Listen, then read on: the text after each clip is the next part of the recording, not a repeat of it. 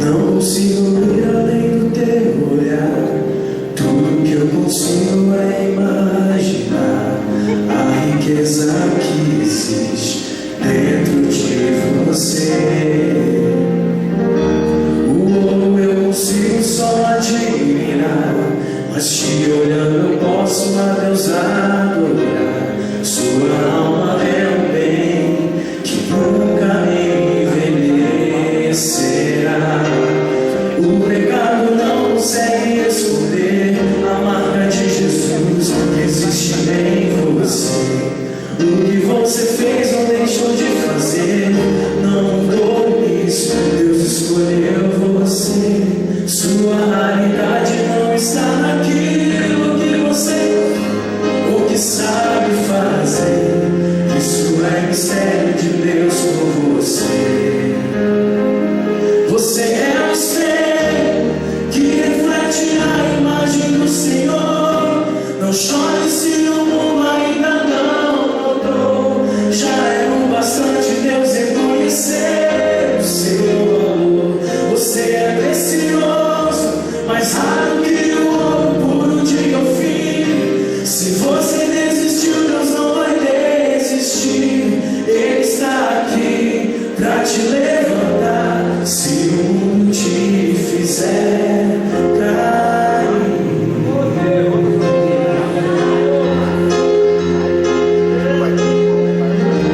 O ouro eu consigo só admirar, mas te olhando eu posso a Deus adorar. Sua alma é um bem que nunca envelhecerá.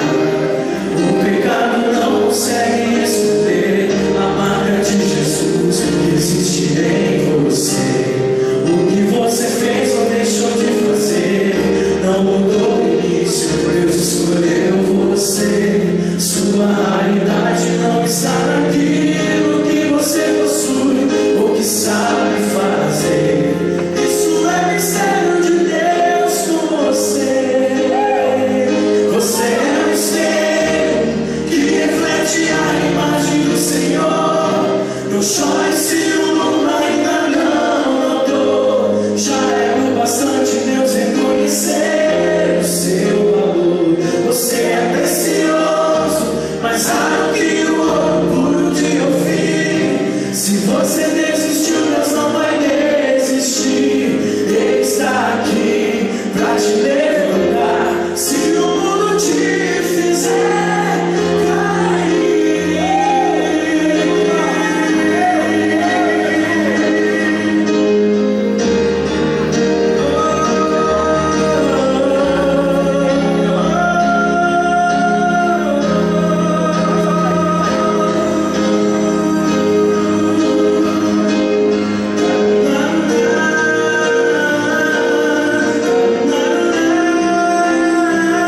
Você é o espelho que reflete a imagem do Senhor. Não chore se o mundo ainda não notou. Já é o bastante Deus reconhecer o seu valor. Você é precioso, mais raro que o ouro puro de Ofir. Se você desistiu, Deus não vai desistir. Ele está aqui pra te levantar. Se o mundo te fizer cair. Você é o espelho que reflete a imagem do Senhor. Não chore se o mundo ainda não notou. Já é o bastante Deus reconhecer o seu valor. Você é precioso, mais raro que o ouro puro de Ofir. Se você desistiu, Deus não vai desistir. Ele está aqui pra te levantar. Se o mundo te fizer cair. Deus, muito obrigado, Senhor.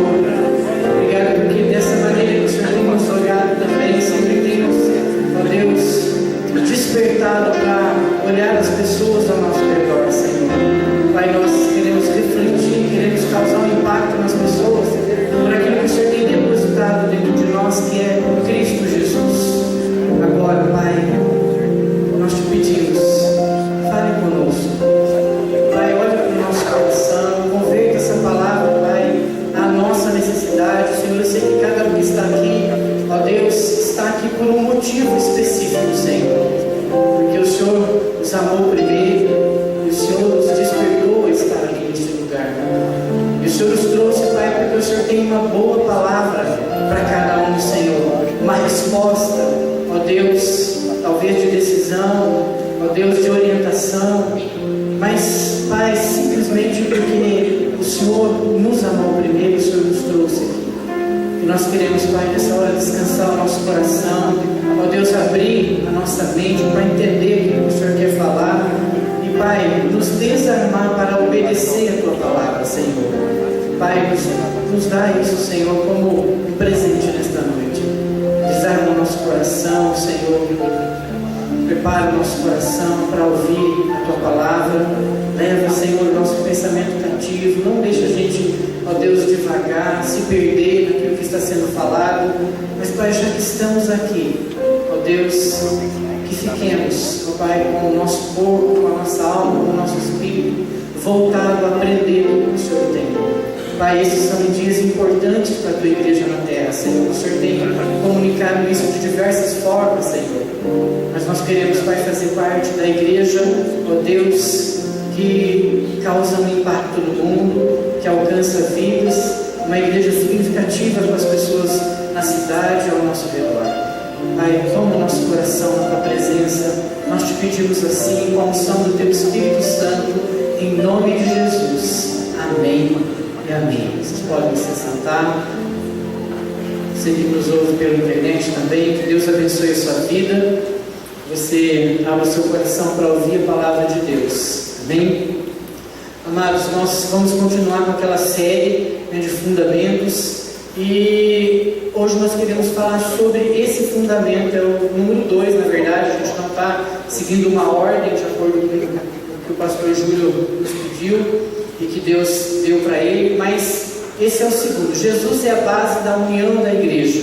É um tempo importante para a gente discutir sobre, afinal de contas, o que é a unidade? A gente vê tanta discussão sobre unidade, a gente escuta tanta coisa sobre o que é unidade, mas o que é unidade na igreja ou unidade da igreja?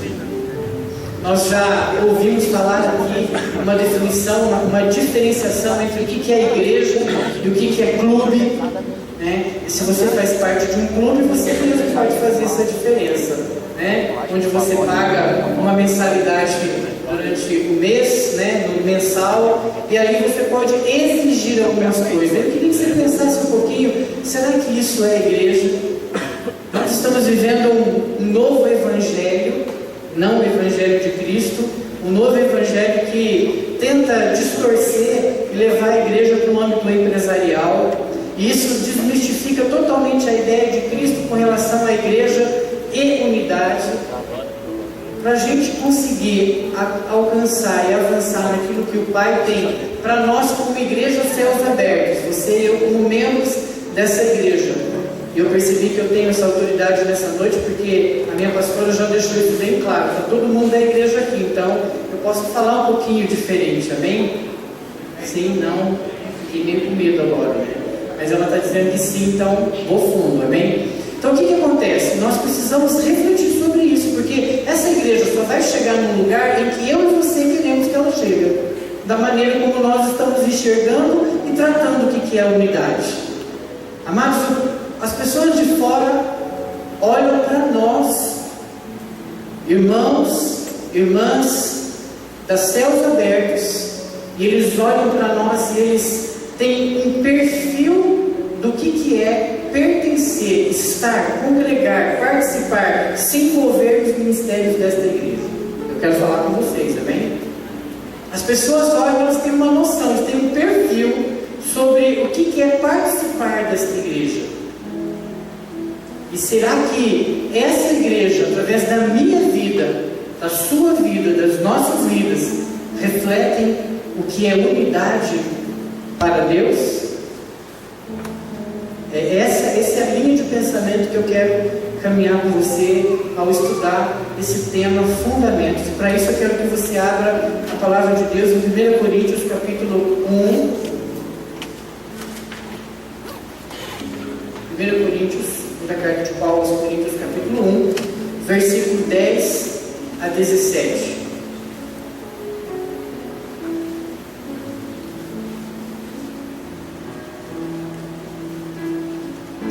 1 Coríntios 1, 10 a 17 diz assim: rogo-vos, irmãos, pelo nome de nosso Senhor Jesus Cristo, que faleis todos a mesma coisa, e que não haja entre vós divisões, antes sejais inteiramente unidos na mesma disposição mental e no mesmo parecer. Pois a vosso respeito, meus irmãos, fui informado pelos da casa de Cloé de que há contendas entre vós. Refiro-me ao fato de cada um de vós dizer: eu sou de Paulo, e eu de Apolo, e eu de Cefas, e eu de Cristo. Acaso Cristo está dividido? Foi Paulo crucificado em favor de vós, ou fostes porventura batizados em nome de Paulo? Dou graças a Deus porque a nenhum de vós batizei, exceto Cristo e Gaio, para que ninguém diga que fostes batizados em meu nome. Batizei também a casa de Stefanas. Além destes, não me lembro se batizei algum outro, porque não me enviou Cristo para batizar, mas para pregar o Evangelho, não com sabedoria de palavra, para que não se anule a cruz de Cristo. Amém?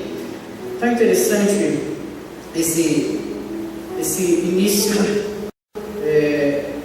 da maneira como Paulo discute o que é uma igreja que caminha em unidade. Interessante como Paulo tem uma maneira de estabelecer as coisas aqui nesse texto. Paulo, nas palavras de saudação à igreja de Corinto, ele já nos ensinou que a igreja é de Deus, por meio de Cristo Jesus, e é em Cristo que ela cumpre o propósito de sua existência. Há algum tempo atrás, algumas pessoas me encontraram, já me conhecendo, eu até fico espantado, porque eu estou há um ano em Arapongas e eu conheço muita gente de Arapongas. Cadê o Grilo? Não, não. Grilo, né? Eu estou em Arapongas e conheço muita gente de Arapongas, Óbvios, Mas, assim, pessoas que me conhecem também agora. E algumas delas me perguntam: quer dizer que você está na igreja do Júlio Lara?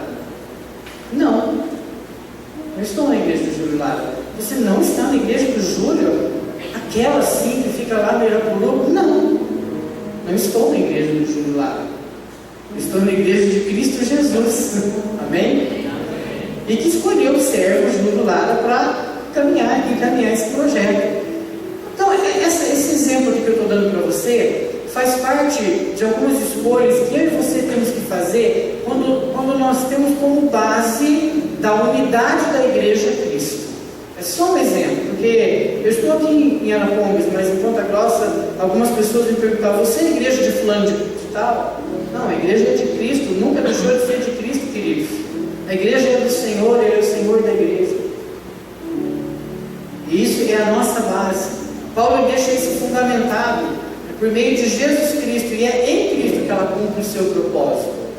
Então, a partir desses versículos, Paulo começa a tratar do problema que motivou a escrever essa carta, a divisão na igreja. Ao que parece, na verdade, pessoas da casa de uma mulher da igreja chamada Cloé foram até Paulo e lhe passaram informações sobre os problemas de comunhão que estava acontecendo na igreja.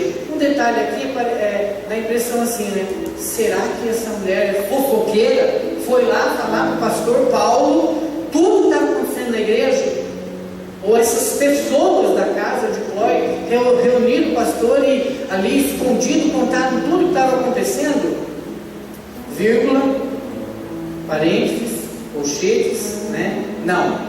Essas pessoas que são da casa de Cloé não foram fazer uma fofoca.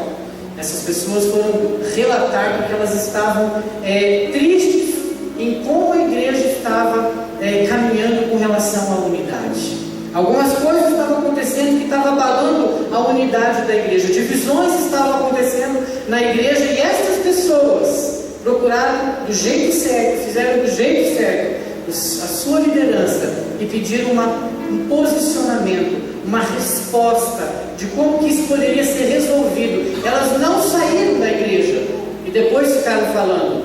Elas continuaram na igreja para ajudar a liderança a resolver a situação. Então esse é um ponto muito importante aqui, porque eu já ouvi algumas ministrações equivocadas a esse respeito, chamando o povo da casa de Cloé como se fossem os fofoqueiros. Não. Então era necessário, na verdade, queridos, que a igreja redescobrisse Cristo. Esse é o foco. A igreja precisava redescobrir Cristo como fator primordial da comunhão entre eles, da unidade. Esse é um fundamento que trata a respeito do crescimento da igreja. E se a igreja cresce, isso quer dizer que eu e você estamos crescendo. Algum ensinamento que estamos recebendo, amados, só vai produzir o efeito de crescimento se eu e você estivermos falando, como diz Paulo aqui, a mesma coisa, que não haja entre vós divisões. Então Deus quer que seus seguidores sejam unidos, ponto. Deus quer que a igreja, que o povo que está na igreja, que congrega no lugar, sejam unidos. Então quando Jesus se preparou para a sua própria morte, uma das primeiras coisas em sua mente foi a unidade de seus discípulos. Isso está lá na oração sacerdotal, em João 17, onde ele diz assim: não rogo somente por estes, mas também por aqueles que vierem a crer em mim, por intermédio da sua palavra, a fim de que todos sejam um. E como és tu, ó Pai, em mim e eu em ti, também sejam eles em nós, para que o mundo creia que tu me enviaste. Então, aqueles que querem glorificar a Deus vão incentivar essa unidade entre os crentes. Lá em Romanos 14, 19, ainda outro texto importante para embasar essa questão da unidade de Cristo. Assim, pois, seguimos as coisas da paz e também as da edificação de uns para com os outros. Paulo tinha um propósito ao escrever a carta aos romanos e continuou com o mesmo propósito no Coríntios. O propósito era que o povo entre si, que abraçaram a causa de seguir o Senhor, se edificassem uns aos outros e que seguissem as coisas da paz. Então, quando a gente escuta essas duas frases aqui, edificação e seguir em paz, eu fico um pouco assim, vou colocar uma palavra aqui, ansioso, se é que existe um bom sentido para isso, que a igreja compreenda um fator importante quando existe algum tipo de intriga, problemas e dificuldades. Que o nosso alvo, na nossa caminhada de fé, na nossa caminhada cristã, seja, por alguma dificuldade, aprender a resolver as coisas. O desejo de Paulo, em toda a orientação a Coríntios, era aprender o que é maturidade cristã. Maturidade cristã é eu e você, com alguma dificuldade, tentarmos e aprender a resolver as coisas em Cristo, por causa de Cristo, porque Ele é a base da unidade da igreja e também da união. Na verdade, Ele é a unidade, viu, Wagner? Jesus é a base da unidade, não da união. Acho que eu talvez tenha falado equivocadamente. É unidade, não união. Aí eu acabo falando união, não tem nada a ver, é unidade. Mas eu e você precisamos aprender a redescobrir o jeito certo de fazer como Jesus quer que façamos. E aprender a resolver as coisas. Por isso seria muito interessante a gente fazer um exercício agora. Que você pudesse se levantar, vamos lá? Se levantar, dar uma olhada ao redor, assim, e se você buscasse os olhos das pessoas, para ver se está tudo numa boa. Sabe, assim, se eu olhasse os olhos, né, Lucas? Bem assim os olhos, desse uma olhada ao redor, para ver se você... Sabe, unidade tem a ver muito com isso. Da maneira como eu estou olhando, e eu posso conviver com você. Pode sentar, obrigado.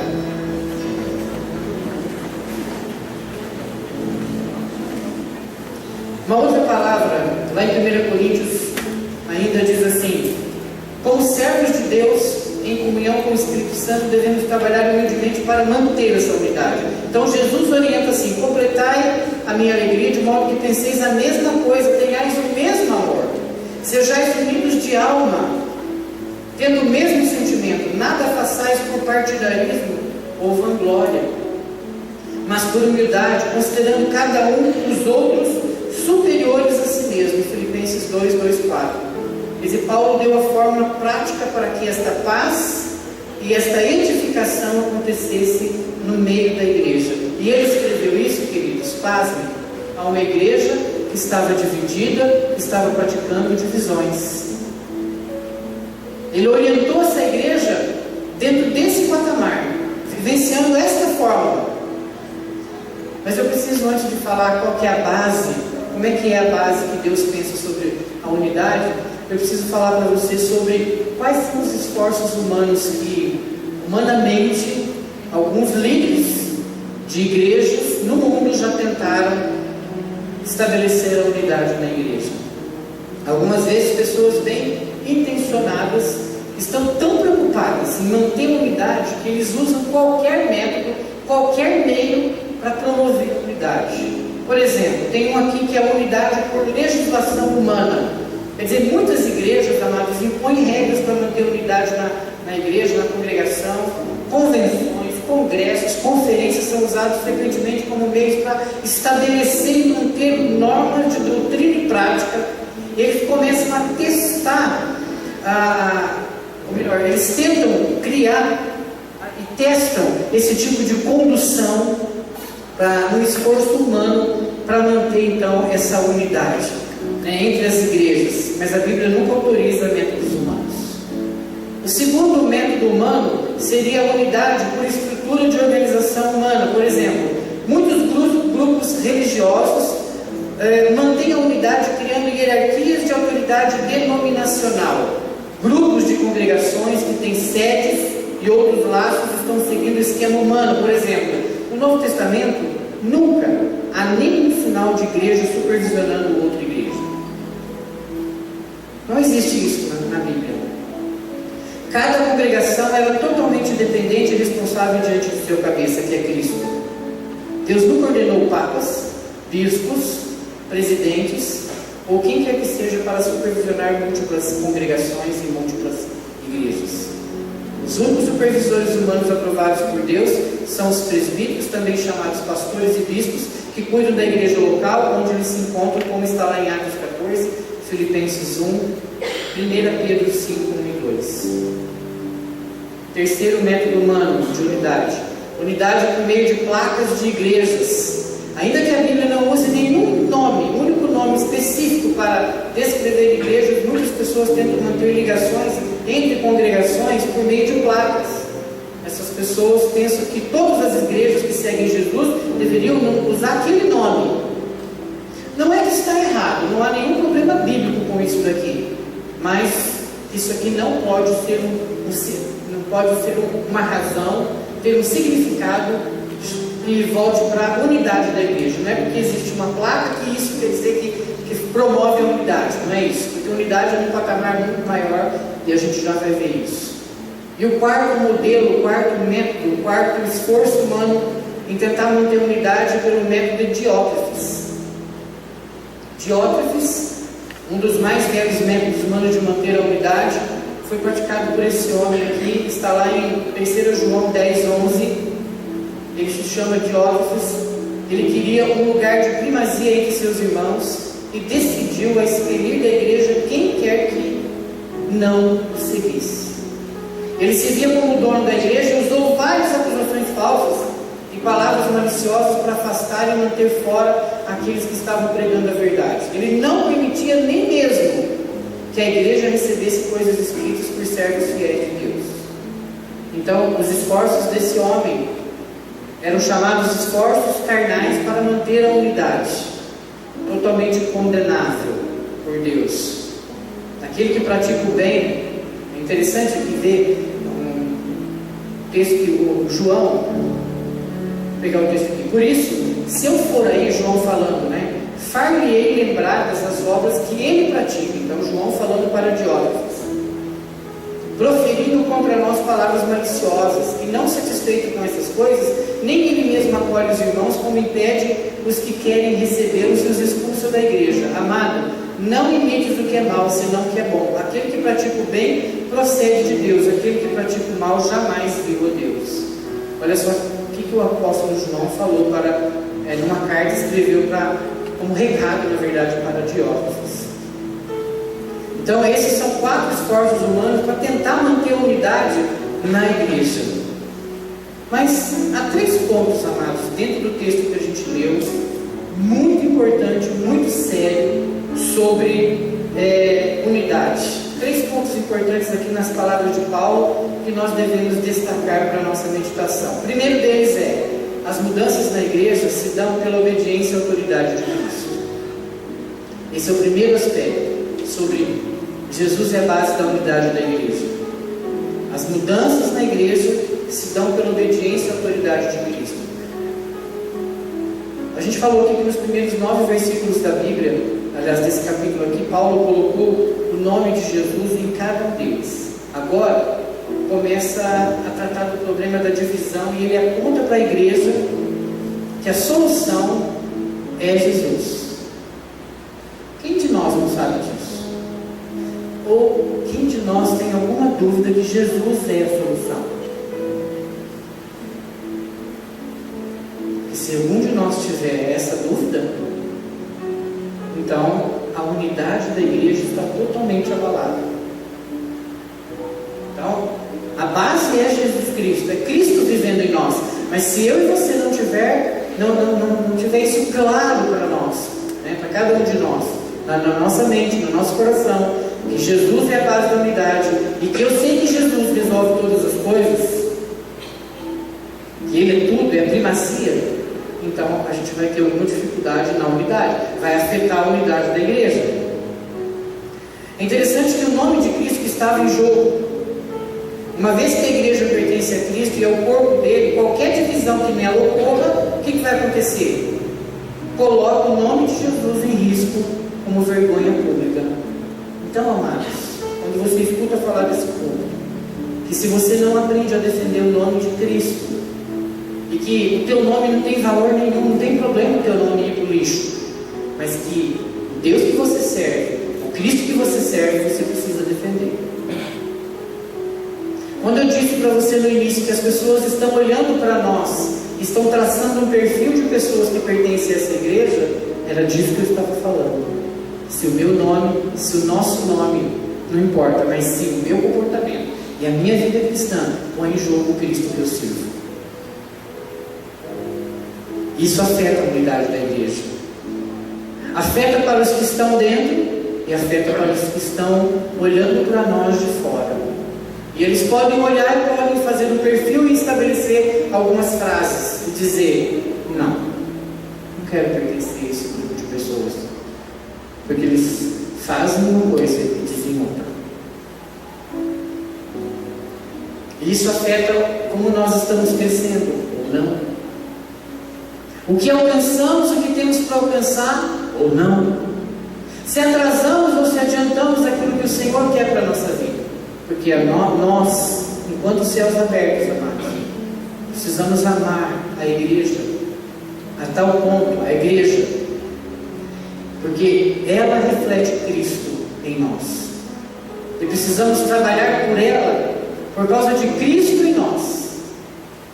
Porque eu amo a Cristo, nós amamos a Cristo, queremos ver essa igreja dando frutos, sendo reconhecida não por causa dos méritos dela em si, mas porque Cristo habita nos membros dessa igreja.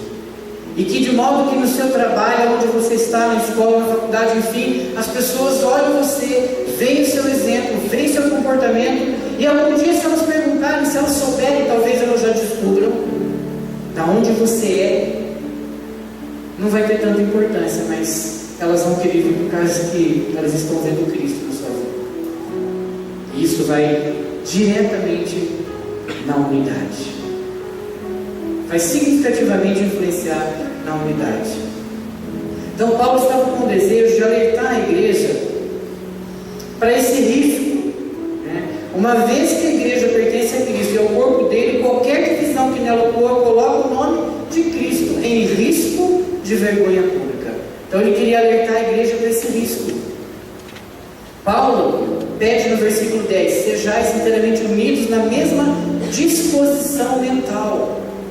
Essa frase traduz uma palavra grega versátil, usada como referência ao ajustamento de partes de um instrumento, na colocação dos ossos no lugar, feita por um médico, ou ainda ao remendar as redes, quer dizer isso, né? Sejais inteiramente unidos na mesma disposição mental. Então, tenha em mente uma rede, tenha em mente um grande tapete aí feito de tricô, crochê, tenha em mente esses laços que são unidos e que juntos são fortalecidos e tem a mesma disposição. Então, Paulo está usando isso como exemplo para que eu e você tenhamos essa mesma disposição na mente, ou seja, eu pertenço a esse lugar. Essa sensação de pertencer me move Lucas, sai um pouquinho, por favor, vem aqui. Essa mesma disposição mental faz mais ou menos, vem cá, Marcelo, essa disposição de estar unidos na mente, que Paulo está se referindo e traduzindo como se fosse uma rede, tem mais ou menos isso aqui, ó. Nós estamos andando juntos, estamos fortalecidos. Puxa aí, Marcelo, estamos fortalecidos, não tanto isso por aqui. Então, entendeu? É assim, entendeu? Obrigado, pode ir lá. Essa disposição, eu e você estamos juntos. A questão que eu tenho que responder, eu e você, é isso: estamos juntos ou não estamos juntos?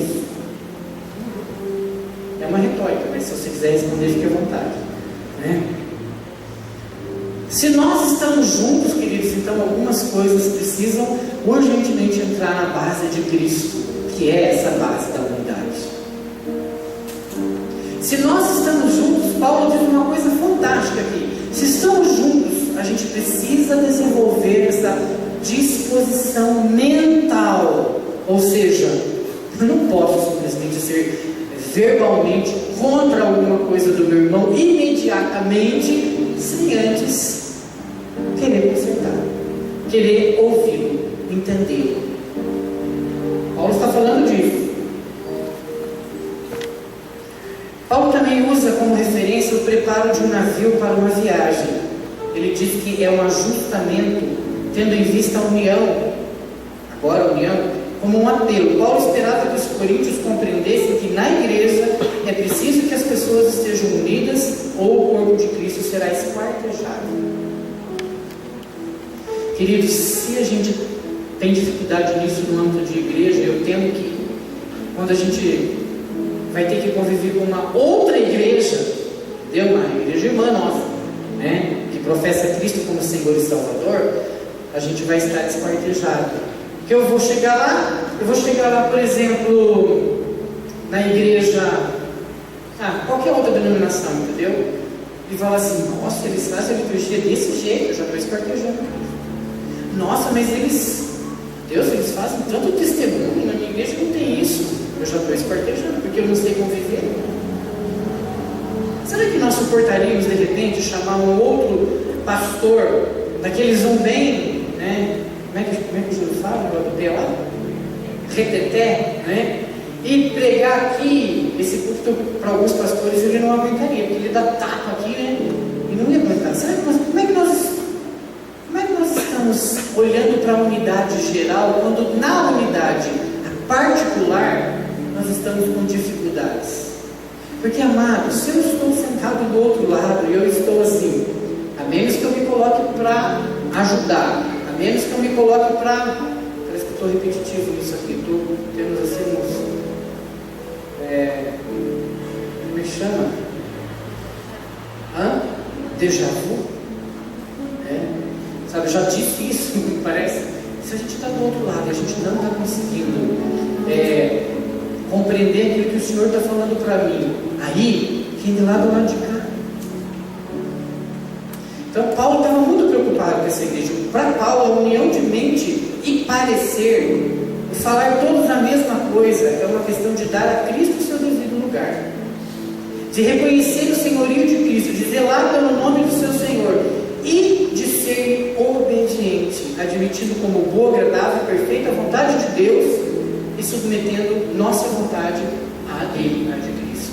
Então, quando Cristo deixa de ser o foco de alguém na igreja, presta atenção nisso, esta pessoa começa a dizer mais o que ela pensa e o que ela gosta, do que afirmar o que Deus pensa e o que Deus gosta.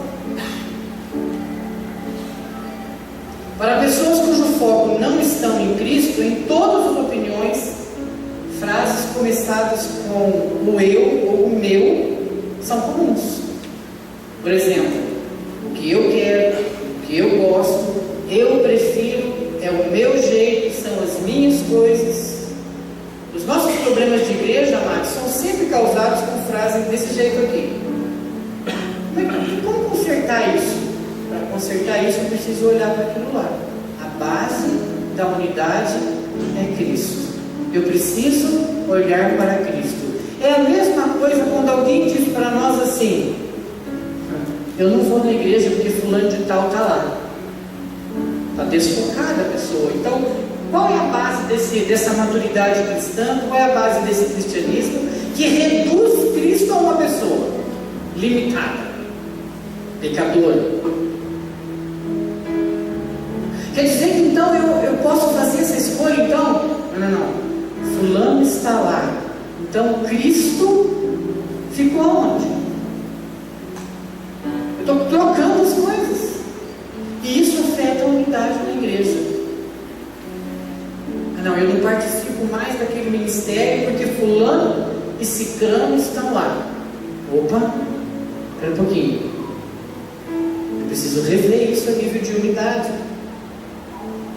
Como é que eu conserto isso? Focando as nossas vidas e vontades em Cristo. O que eu penso, o que eu falo, o que eu faço precisa ser conforme Cristo, para a sua honra, para a glória dele. Segundo aspecto, crentes são unidos por Cristo e não por pessoas ou teorias. Quase vou repetir o que eu falei aqui. Dos versículos 11 ao 17, Paulo mostra que a fonte da divisão é que pessoas estão se deixando levar por pessoas e suas ideias. A falta de conhecimento de Cristo fazia com que as pessoas escolhessem para si aquelas que achavam melhores que as outras. Olha só. Havia pelo menos 4 grupos, amados, distintos, que dividiam opiniões na igreja de Corinto. Presta atenção nisso. 4 grupos distintos. O grupo de Paulo, Apolo, Cefas e Cristo. 4 grupos. Alguns especialistas pensam que o grupo de Paulo fosse formado por gentios e que talvez esses gentios quisessem usar da liberdade cristã para serem mais libertinos. Vai vendo. O grupo de Apolo seria um grupo mais intelectualizado dentro da igreja. E o grupo de Cefas, ao que parece, duvidava das credenciais de Paulo. Estavam lá só para pôr em xeque quem Paulo era. Oh, Jesus. E aqueles que eram de Cristo, então, desprezavam qualquer ligação com os outros, formando assim um partido isolado, baseado na supra-espiritualidade. Nossa, eu sou de Cristo. Imagine, gente. Então eles eram tão espirituais que eles não sabiam conviver nem aceitar ninguém, que eram então supostamente dos outros grupos que estavam na mente deles. Não era uma realidade, mas existia lá, no trato do dia a dia. Então assim fazia existir as contendas da igreja, ou seja, a carne se manifestava e se sobrepunha à obra do Espírito. Então, pera um pouquinho, na igreja eu e você precisamos deixar e dar vazão ao Espírito Santo, e ele nos leva a bom termo, ele nos leva a saber conviver, a aceitar uns que tem cara de maracujá de gaveta mesmo, tem uns que são os crentes, né, asa de caneca, estão sempre por fora de tudo. A gente tem que aprender a conviver com esse tipo de pessoa, porque eles estão aqui. Agora imagine você andando lá no céu, né, Celso? Você andando belo e formoso no céu e dá de cara com quem? Fala o inimigo teu. Não, deixa pra lá. Né? Tô andando lá e encontro com o Sérgio. E fico estarrecido, surpreendido. E praticamente eu e o Sérgio nos olhamos e os dois dizem ao mesmo tempo assim: você aqui? Se isso não tem nada a ver com o que eu falei, apaga isso, gente. Porque se eu não aprender a conviver com o Sérgio aqui, eu não sei se eu, Cláudio, vou saber conviver lá. Porque o Sérgio realmente é um cara muito chato, né? Brincadeira, gente, eu só estou dando um exemplo, né? Então eu tenho as minhas opiniões a esse respeito, a respeito de pessoas, e eu estou na igreja. Silvestre, o primeiro sermão que eu vi do Silvestre aqui na Céus Abertos, eu disse uma frase e eu nunca esqueci. Você pode escolher o mesmo Deus, mas não. Você lembra, Silvestre? Você pode escolher o mesmo Deus. Se Deus é seu pai, por que você tem que escolher seus irmãos? Lembrou? Eu não quero conviver. Se eu não aprender a criar esse espírito de unidade aqui, se eu não aprender a me consertar com as pessoas, aí você fala assim, não, mas por que eu? Fulano que fez, fulano que disse, fulano que apontou, fulano que não sei o que, fulano que fez, ele que vem a resolver. Não, querido, se é você que está se sentindo mal, é você que tem que ir até ele, porque senão nunca vai haver conserto. Se você que achou que de repente o Eduardo olhou de um jeito estranho para você, vai lá e conversa com o Eduardo, cara.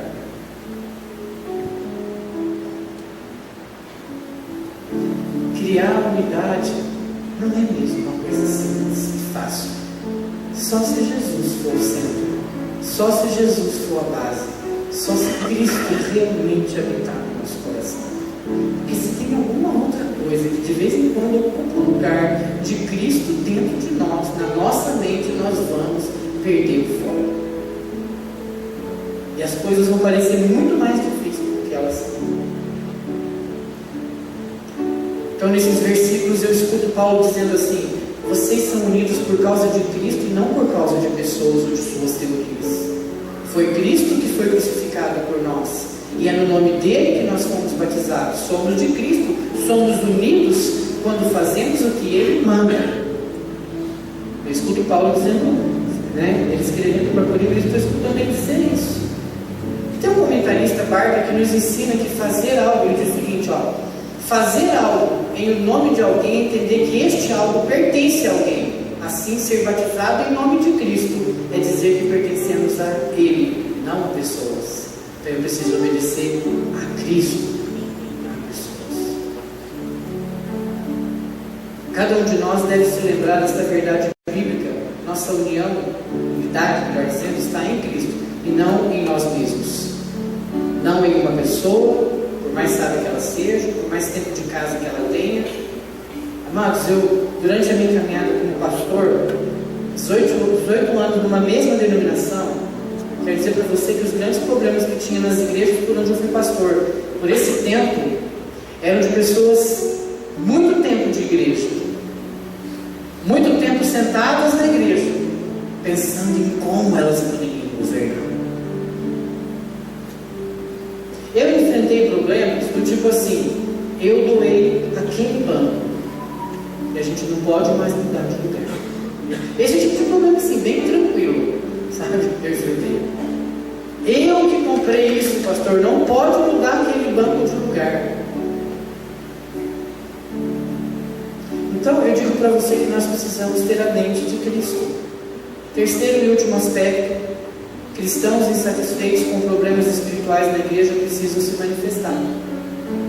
Cristãos insatisfeitos, então vamos começar lá, Terceiro aspecto, importantíssimo. Cristãos, mente de Cristo, insatisfeitos com problemas espirituais, não falação, não coisa que não pode provar, não fofoca. Cristãos insatisfeitos com problemas espirituais. Como é que um cristão insatisfeito enxerga problema espiritual? Porque ele já dobrou o seu joelho. E o Espírito Santo de Deus tem colocado nele, revelado no coração dele por várias vezes esses problemas espirituais. E ele, por sabedoria e discernimento espiritual, já recebeu algumas conversas no Espírito. Então, estou aqui conversando, de repente a pastora Arlene vem e diz: sabe, Renato, eu tenho orado. De repente o pastor Romarcos vem e fala: sabe, Renato, eu tenho orado e tenho sentido isso.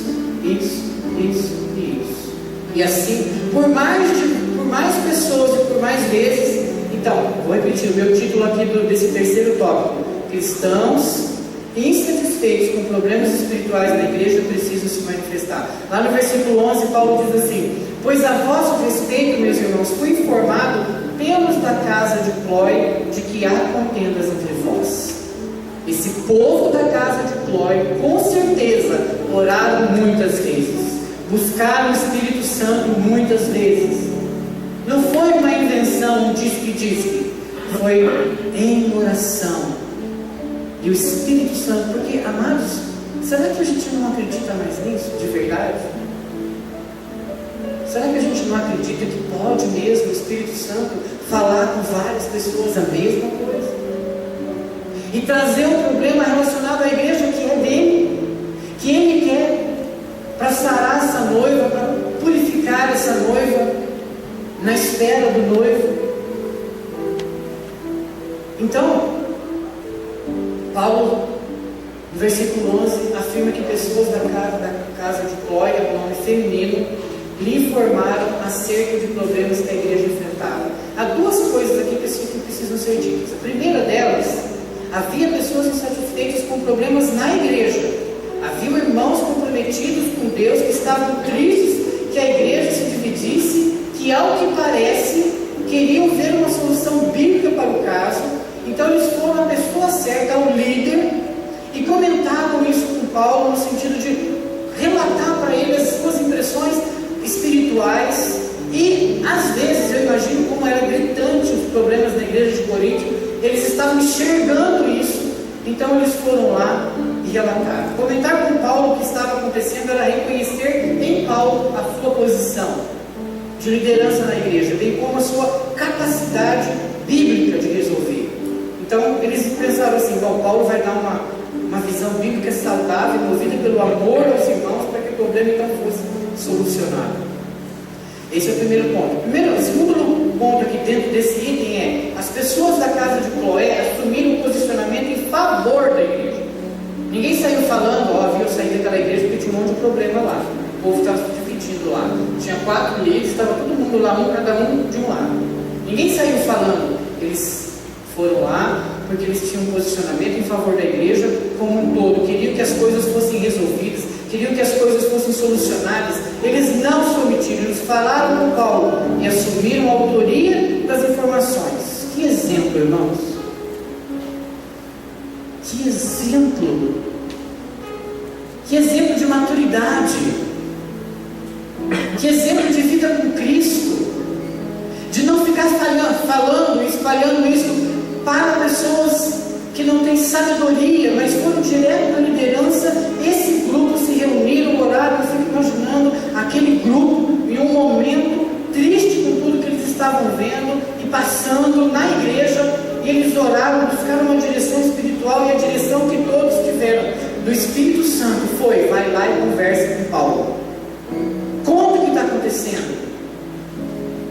Então eles foram, é um exemplo. Quantas pessoas procuram o pastor, a liderança da igreja para falar sobre algum problema, mas não assumem o fato diante da igreja. Como é que é triste ver que alguém veja um irmão com problema moral, espiritual, mas não assume uma postura de adverti-lo, de admoestá-lo, de exortá-lo contra o problema, mas pede para não serem identificados.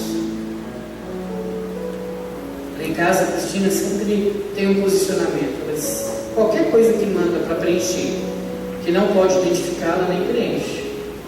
Vou pôr meu nome, eu sou cristão. Não vou preencher uma coisa anônima. Para quê? E aqui é um exemplo, sim. Eu fiz questão de destacar isso, sabe por quê? Porque Paulo levou tão a sério isso que mencionou na carta que ele escreveu aos Coríntios. Ele revelou o povo da casa de Cloé na carta. Então, quando a liderança da igreja de Corinto recebeu essa carta e chegou lá, eles viram algumas pessoas da casa de Cloé. Eles já sabiam, a liderança da igreja já sabia quem era. Paulo expôs. Paulo ouviu as palavras das pessoas da casa de Cloé e colocou essas pessoas na carta. Ele registrou que as informações que possuía vinham daqueles irmãos. Ao que parece, eles não eram motivo para se esconder. Não tinham motivo para se esconder. Pois seu interesse era o melhor para a igreja, por amor à igreja. As pessoas da casa de Cloé demonstraram ter Cristo e sua igreja como foco, a unidade. Então, quero que a igreja continue sendo unida. Para concluir, então fica uma pergunta, né? Quais são as bases que agradam, né, da unidade? Quais são as bases da unidade que agradam a Deus? Quais são essas bases que eu e você como cristão precisamos praticar? Qual é o fundamento? Qual é? A gente vê os métodos humanos para manter a unidade, né? Que podem parecer práticos, queridos, mas deficientes. Os verdadeiros seguidores de Jesus procuram manter a unidade do modo como ele nos ensina. Então, em João 17 e 23, fala sobre a oração de Jesus e nos mostra a base da unidade que agrada a Deus. União com Deus requer santificação do pecado do mundo. É irônico, amados, mas é importante entender que a unidade requer divisão do quê? Do pecado, aquilo que nos separa de Deus. Eu preciso santificar, me santificar. Nós precisamos de santificação que vem pela palavra de Deus. 1 Coríntios 1,10 é o apelo que Paulo faz nesse texto, que é a base que nós estamos vendo aqui. Mostra que a palavra revelada é a base de nossa unidade. Então, a palavra revelada é Cristo em nós. Se eu perder esse foco, a unidade da igreja vai estar comprometida. Tiago 3, 17 e 18, o comentário de Tiago nos recorda as prioridades corretas que devemos buscar. Então, a sabedoria divina de como se conduzir no trato da igreja, no dia a dia na igreja. Eu preciso de sabedoria. Então, eu preciso ter Cristo como foco. Então, Cristo é a unidade. Esse é o fundamento. Cristo é a unidade, é a base da unidade da igreja. Se em algum momento, e eu tenho uma maneira de dizer para você que a gente pode oferir medidas. Se na minha mente eu estou aqui pensando, tentando redescobrir a América, né? Entendeu? Se eu estou aqui tentando redescobrir a roda, né? Tem algumas coisas que nunca vão mudar no âmbito da igreja. Jesus é o Senhor dela, e Ele é e sempre será a base da igreja. Qualquer coisa que eu tiver desenhado na minha mente, no meu coração, para mudar isso, eu já estou comprometendo, eu sozinho, estou comprometendo a unidade da igreja. Porque afinal de contas, Paulo tinha em mente uma coisa que ele escreveu também em Romanos. E em Coríntios ele repete de outra forma. Ele sabia que se um membro do corpo está ferido, todo o corpo perece, ele sofre. Então Paulo está totalmente, o tempo inteiro, se você ler as 13 cartas, você vai ver que Paulo está o tempo inteiro preocupado com a unidade da igreja, porque a igreja é forte quando nós estamos em unidade, e a igreja avança, alcança alguns patamares espirituais quando eu e você estamos em unidade. Lembra de 2 domingos atrás, crentes carnais e crentes espirituais? Paulo, se você prestar atenção, Paulo está falando quase a mesma coisa, de um jeito diferente. Nosso fundamento aqui é: eu preciso manter Cristo como a base da unidade da igreja. Começando por mim. Eu olho algumas questões, se eu não estiver concordando, procure a pessoa certa. E desarme-se, para que o Senhor possa usar a tua vida para fazer e cumprir o propósito que Ele tem que cumprir. Amém, igreja? Não é uma coisa simples. Como vimos, por exemplo, as divisões da igreja são a causa quando Cristo deixa de ser o foco. Toda igreja é dividida porque Cristo deixou de ser o foco. Só retornando o foco na pessoa dele é que a igreja volta a cumprir o seu papel. Amém? Feche os seus olhos por um momento. Eu creio muito que a palavra de Deus deve ser convertida à sua necessidade nesta noite. Deve ter sido convertida à sua necessidade. Alguma coisa que você esperava ouvir, eu tenho certeza que você ouviu, porque o Espírito Santo me garante isso. Mas se você, meu amado, em nome de Jesus, em algum momento achou que a igreja deveria ser ou fazer, a igreja de Jesus, não a céus abertos em si, mas a igreja de Jesus deveria fazer ou corresponder de alguma forma, ou forma que você acha que é certo, quero dizer para você que eu fui muito ministrado nessa área, nesta palavra. E a gente precisa permitir que o Espírito Santo de Deus traga de volta o foco que é Cristo. Cristo é o fundamento, Cristo é a base, é essa unidade. Eu e você podemos avançar e caminhar juntos por causa de Cristo, não por causa de pessoas. Nós podemos caminhar muito, é claro, se uma pessoa está nos levando a Cristo, amém. Mas eu e você precisamos trazer de volta o foco para Cristo, sim. Em algum momento eu e você queremos desenhar, dizer para o Senhor como a igreja deve ser. A gente precisa de rendição, nos rendermos a Cristo e dizer: sabe, Senhor, é o Senhor que sabe fazer a igreja, é o Senhor que sabe mover a igreja, e eu quero ser um contigo como o Senhor é como Pai. Esse é o maior desejo do Senhor. Era o desejo de Paulo quando ele escreveu essa carta à igreja de Corinto. Amados, talvez você pense assim: nossa, o pastor está falando isso porque será que existe alguma divisão nas células abertas? Não, não há nenhuma divisão. Eu estou ministrando a respeito de um fundamento, que é deixar Cristo no lugar que Ele tem que ficar, para que a unidade da igreja possa fazer com que a igreja avance para conquistar aquilo que o Senhor tem preparado para ela. Querido Pai, nós estamos aqui diante do Senhor ouvindo essa palavra, terminamos de ouvir essa palavra e precisamos, Pai, em nome de Jesus, que o Senhor, através do Espírito Santo, provoque uma mudança na nossa mente, no nosso coração, em relação à autoridade de Cristo sobre nós, a autoridade do Senhor sobre nós. Precisamos que a autoridade de Cristo seja a primazia sobre nós. Pai querido, nós não queremos que o Senhor tenha ideias que nós queremos sugerir. Não queremos dar ideias ao Senhor a respeito da unidade, uma vez que a base é o Senhor. Então nos ajude e nos ensine. Espírito Santo de Deus, traga discernimento para nós.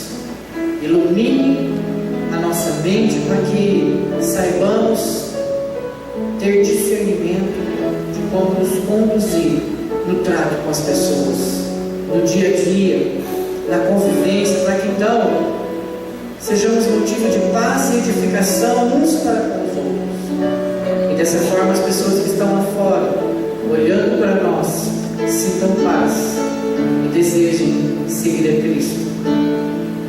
Pai, fica conosco, Senhor. Dá-nos um tempo em que nós possamos praticar essa palavra de um jeito muito especial. Começando aqui, na igreja, no nosso trabalho, onde nós estivermos, Senhor.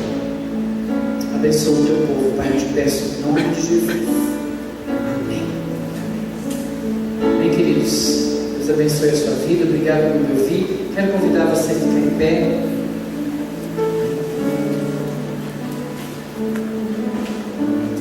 Feche seus olhos, que a graça do nosso Deus e Pai, esse Deus da unidade, esse Deus que habita no Pai, no Filho e no Espírito Santo, eles são um. E é agradável ver essa unidade do Pai, porque isso nos traz a paz. Que essa unidade da Trindade nos abençoe você para uma semana de paz, uma semana onde você lembre que onde tem um irmão em Cristo você deve ser um. Aprender essa unidade que a Trindade transmite a cada um de nós. Senhor, abençoa o teu povo para seguir, Deus, com suas casas em paz, para uma semana abençoada, Deus, uma semana onde eles tenham as suas respostas, ó Deus, para quem precisa, as decisões que precisam tomar, Senhor, que o Senhor as ilumine, para que cheguem decisões a bom termo, Pai, respostas que conduzem a soluções. Deus, que o Senhor nos abençoe e nos guarde. Essa é a minha oração, Pai, em nome de Jesus. Amém e amém. Deus abençoe a todos. Vamos aplaudir o Senhor. Aplaudir o Senhor.